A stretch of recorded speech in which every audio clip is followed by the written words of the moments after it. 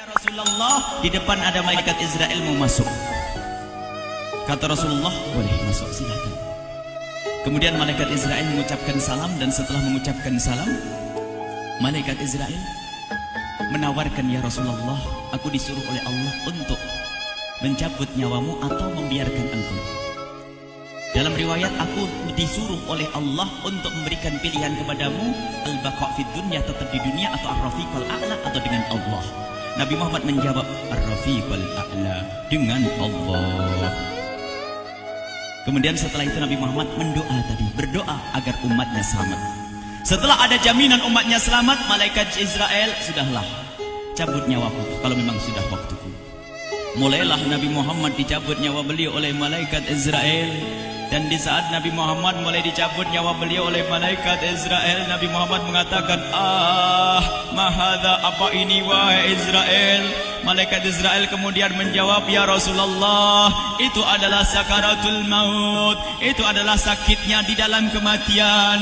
Kemudian Nabi Muhammad mengangkat tangannya sambil berucap, la ilaha illallah, inna lil mauti la sakarat, tidak ada Tuhan selain Allah, sungguh di dalam kematian ada sakitnya, sakit kematian, yaitu sakaratul maut. Kemudian Nabi Muhammad memohon, ya Allah, Allahumma khafif alayya sakaratul maut, ya Allah, ringankan sakaratul mautku ini, ya Allah.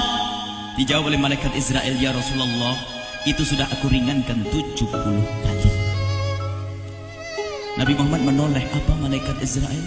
Sudah kau ringankan 70 kali keringanan? Iya ya Rasulullah, sungguh aku tidak pernah mencabut seorang hamba lebih lembut dari cara mencabut nyawamu. Ini sudah aku ringankan 70 kali. Setelah itu justru Nabi Muhammad menangis, Israel, 70 kali rasanya masih sakit. Iya ya Rasulullah, memang itu sakaratul maut. Lalu bagaimana engkau mencabut umatku, wahai Israel? Allah, yang diingat siapa? Umat. Kalau engkau mencabutku dengan ringan seperti ini masih sakit, bagaimana engkau mencabut umatku, ya Israel? Dijawab oleh malaikat Israel, umatmu manusia biasa, ya aku cabut. Ya Rasulullah, begitu saja. Ya sudah, begitu habis. Nabi Muhammad menangis.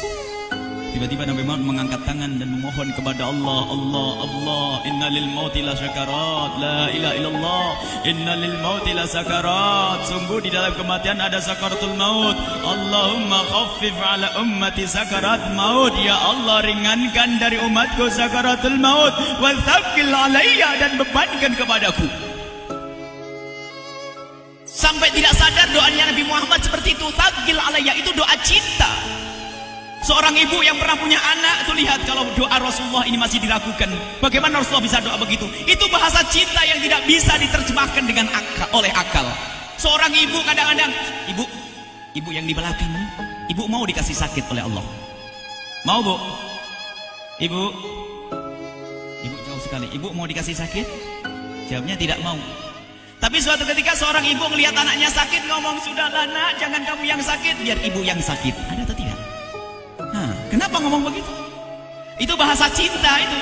Tidak rela kalau anak ini sakit, biar aku saja yang sakit. Itu yang dirasakan Rasulullah. Sakaratul maut begitu sakitnya, membayangkan betapa sakitnya umat Nabi Muhammad di saat dicabut nyawa beliau. Maka Rasulullah mengatakan, ya Allah, ringankan sakaratul maut dari umatku, bebankan kepadaku saja, ya Allah. Wala sawfa yu'tika fatarda. Permintaan Nabi Muhammad tidak ditolak oleh Allah, dikabul dan dikabul, wahai Muhammad. Sallu ala Nabi Muhammad. Dan benar, sakaratul maut kita ditahan oleh Rasulullah, ditanggung oleh Rasulullah, sehingga digambarkan oleh Imam Bukhari di saat Nabi Muhammad dicabut nyawa beliau, Siti Aisyah yang ada di situ. Rasulullah berada di pangkuan Siti Aisyah, yang saat itu Siti Aisyah melihat keringat dingin keluar dari kening Rasulullah. Siti Aisyah tidak pernah melihat keringat keluar seperti itu. Bahkan di saat dipegang kepala Rasulullah, panasnya melebihi dari panasnya orang biasa. Setiap kali ada kain dicelupkan di air, ditempelkan di kening Rasulullah langsung mengering. Saat itu Nabi Muhammad mengucapkan kalimat la ilaha illallah innal lil mauti la sakarat. Kemudian Nabi Muhammad berpesan dengan banyak pesan, dan di antara pesan Rasulullah adalah akri minni ala ummati salam, akri minni salam ala ummati wa ala man ittaba'ani wa ala man tabi'ani min ila yaumil qiyamati. Aku titip salam kepada umatku dan orang yang mengikutiku sampai hari kiamat. Sadari salam Rasulullah. Sebelum meninggal masih ingat titip salam. Salam kepada siapa? Bukan salam kepada siapa-siapa, tapi salam kepada kita. Maka mari kita mengucapkan salam kepada Rasulullah, karena Rasulullah sudah salam duluan kepada kita. Mari kita sejenak bersalam kepada Rasulullah dan hadirkan Rasulullah ada di mata kita dan di hati kita. Mari kita bersama-sama mengucapkan salam. Assalamualaikum ya Rasulullah. Assalamualaikum ya Rasulullah. Assalamualaikum ya Habiballah. Assalamualaikum ya Nabi Allah. Rasulullah mengucapkan salam untuk kita. Dan di saat itu Rasulullah keringat dingin keluar, maka oleh Siti Aisyah diusap. Oleh Siti Aisyah diusap, bayangkan saat itu Nabi Muhammad di pangkuan Siti Aisyah dan diusap oleh Siti Aisyah. Siti Aisyah berkata, keringat Rasulullah mengucur deras hingga aku usap, dan aku usap dengan tangannya Rasulullah. Diusap dengan tangannya Rasulullah. Siti Aisyah memegang tangan Rasulullah sendiri yang digunakan untuk mengusap keringat Rasulullah. Sahabat bertanya, Aisyah, kenapa harus dengan tangan Rasulullah tidak dengan tanganmu? Lihat jawab Siti Aisyah, karena tangan Rasulullah lebih lembut dari tanganku. Sallu ala Nabi Muhammad. Masih sempat nyanjung itu sahabat Nabi. Dalam keadaan begitu masih menyadari kelembutan tangan Rasulullah, jasad Rasulullah, kemuliaan Rasulullah sallallahu alaihi wasallam. Dan aku lebih menginginkan bahwasanya yang menyentuh jidat Nabi Muhammad adalah tangan yang paling mulia di dunia dan di akhirat. Siti Aisyah enggak berani menyentuhkan. Pengennya yang disentuhkan di kening Rasulullah adalah tangannya Rasulullah sallallahu alaihi wasallam. Kemudian setelah itu Nabi Muhammad merasakan sakit yang sangat untuk kita. Kemudian Nabi Muhammad mengangkat tangan tinggi-tinggi mengucapkan la ilaha illallah inna lil mauti la sakarat. Tiba-tiba tangan itu semakin turun dan ditangkap oleh Siti Aisyah. Dan di saat tangan itu jatuh di tangan Siti Aisyah, kemudian tiba-tiba paha Siti Aisyah merasakan berat kepala suci Rasulullah. Dan saat itu Siti Aisyah sadar bahwasanya Rasulullah sudah kembali kepada Allah Subhanahu wa taala. Sallu ala Nabi Muhammad. Siti Aisyah bingung di saat melihat seperti itu. Ditaruh pelan-pelan wajah Rasulullah, sambil menangis lalu berkata, Rasulullah sudah meninggal. Para sahabat Nabi pada bingung. Sayyidina Ali tiba-tiba terduduk, nggak bisa berdiri. Sayyidina Uthman nggak bisa ngomong. Ada orang Sayyidina Zaid berkata, aku baru melihat Rasulullah. Setelah ini aku tidak mau melihat lagi selain Rasulullah. Ya Allah, butakan mataku. Aku tidak ingin aku kotori mataku dengan selain Rasulullah. Dan dibutakan oleh Allah. Bermacam-macam kejadian saat itu. Madinah heboh, luar biasa dengan meninggalnya Rasulullah sallallahu alaihi wasallam. Dan sungguh meninggalnya Nabi Muhammad adalah menghidupkan hati yang mati kalau orang faham. Tiba-tiba Sayyidina Abu Bakar datang. Setelah Sayyidina Umar mengatakan, siapa yang mengatakan Muhammad meninggal akan aku penggal lehernya.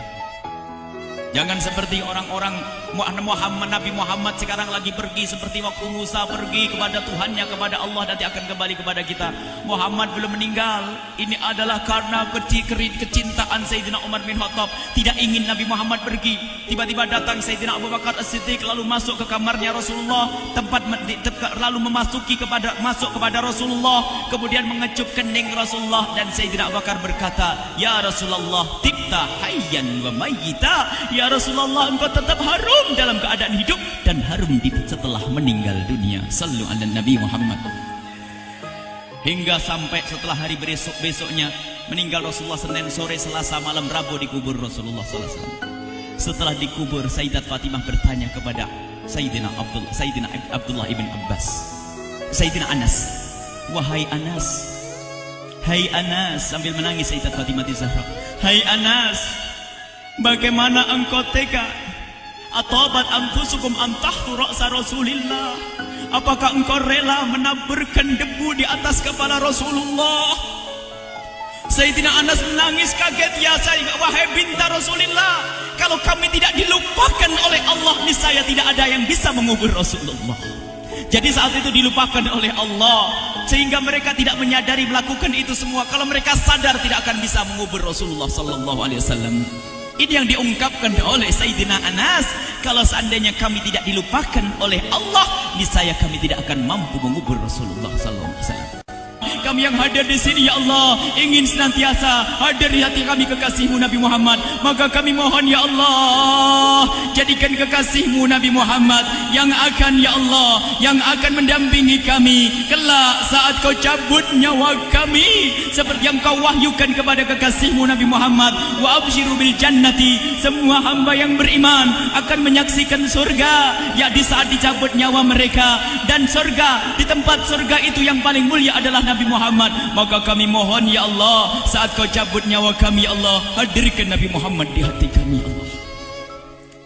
Dan kami mohon, ya Allah, saat di alam barzah nanti, ya Allah, saat yang sangat mengerikan itu, ya Allah, kami mohon hadirkan kekasih-Mu Nabi Muhammad, sehingga kami tidak takut dan gentar lagi dengan malaikat mungkar nakir.